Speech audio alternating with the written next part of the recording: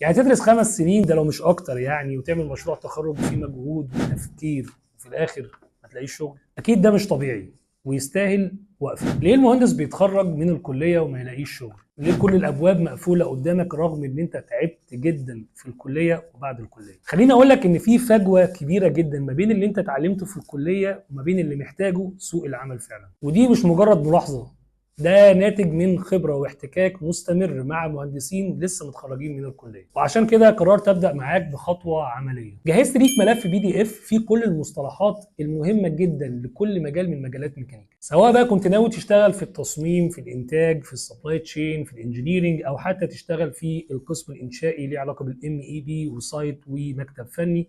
كل الحاجات دي جمعت لك مصطلحات مهمة في ملف PDF. عشان كده كل اللي عليك تعمله ان انت تبعت لي في الكومنتات المجال اللي طلع معاك في الاستبيان، وانا هبعت لك الملف PDF فيه كل المصطلحات اللي انت محتاجها. خلينا نبدأ صح وجهز نفسك للشغل من اول يوم.